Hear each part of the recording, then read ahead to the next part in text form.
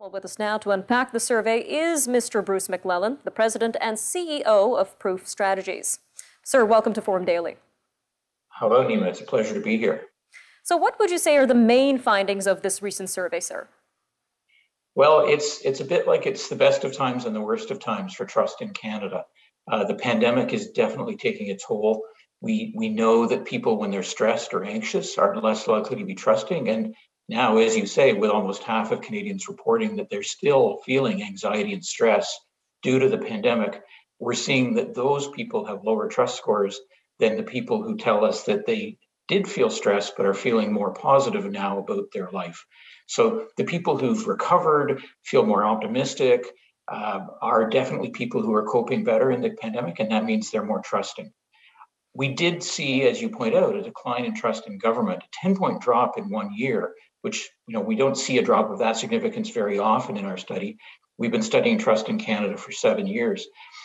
However, people are tired. The pandemic has been putting governments in the spotlight. It hasn't been easy for premiers and prime ministers and officials to know what to do next. And sometimes they've had contradictory decisions. One province might have different policies than another. Canada and the US haven't always agreed. So people have just lost faith in government after 2 years. And it's interesting that, as you said, this survey shows correlations between stress, anxiety, and trust. So tell us a little bit more about how stress and anxiety leads to mistrust in our leaders.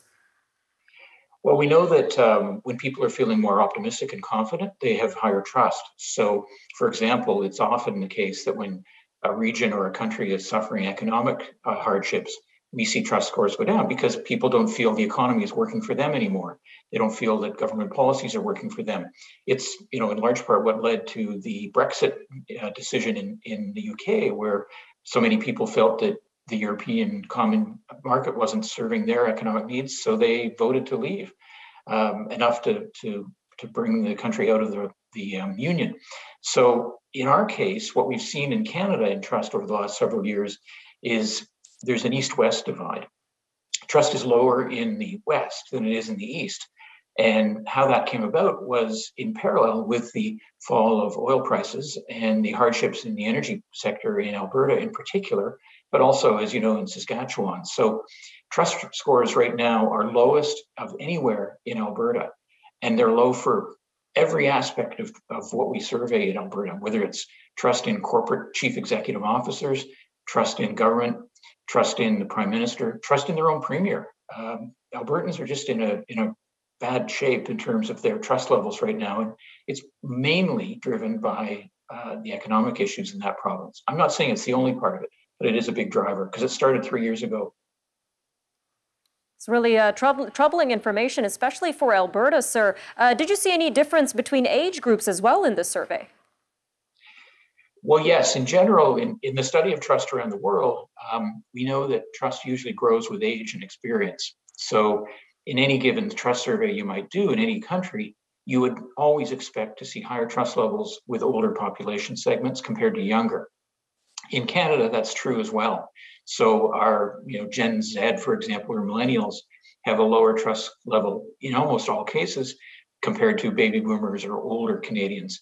Where it differs is in some specific areas where the younger people are perhaps more interested in the services or a newer technology. So we find, for example, that younger people in Canada have higher trust scores for social media channels as a reliable way to get information, in contrast to lower scores for older Canadians.